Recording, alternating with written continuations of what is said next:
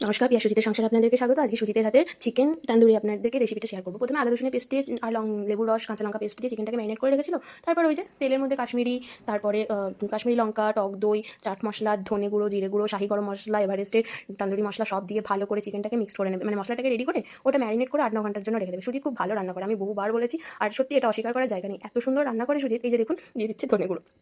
ওর হাতে রান্না খেতে আমার খুব ভালো লাগে। আর আমার মায়ের ইচ্ছা যে সুজিতের হাতে রান্না খাবার। ওই মা একবার এসেছিল, তখন পোস্ত দিয়ে, সর্ষে পোস্ত দিয়ে মাছ করেছিল, মায়ের খুব ভালো লেগেছে।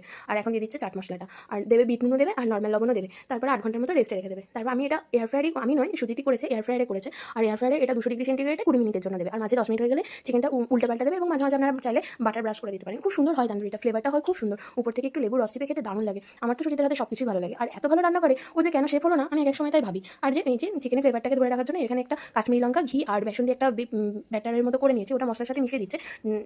যখন তান্দুর হবে চিকেনটা, ওর কোটিংটা থাকার জন্য চিকেনের ফ্লেভারটা চিকেনের মধ্যেই স্টে করবে। এই যে দেখুন, ওর চিকেনে ম্যারিনেট করাও হয়ে গেছে। আর আপনাদের সাথে আমি বক করে চলেছি, আর সুজিত কাজ করছে। না আসলে ও রান্নাটা করতে সত্যিই খুব ভালোবাসে। এই যে এখন বাটার ব্রাশ করে এয়ার ফ্রায়ারের মধ্যে দিয়ে দেবে 200 ডিগ্রি সেন্টিগ্রেডে 20 মিনিটের জন্য। তারপরে মাঝখানে বের করে বাটার ব্রাশ করবে। তা আমি ভয়েস ওভার দিচ্ছি এখনই দেখে, আমার যখন করেছিল তখন তো খেতে অসাধারণ লেগেছিল, আমার আবার খেতে ইচ্ছে করছে, আবার সুজিতকে একদিন বলতে হবে বানিয়ে দেওয়ার জন্য। এই যে দেখুন, আপনাদের সাথে কথা বলতে বলতে ও বের করে আবার উল্টাতেও শুরু করে দিয়েছে। না এখনও বের করে উল্টাতেও শুরু করে দিয়েছে।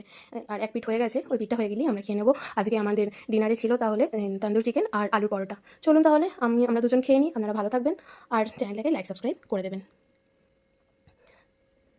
এই যে ফাইনালি রেডি হয়ে গেছে, নামানোর পর আরেকটু বাটার ব্রাশ করে দিল।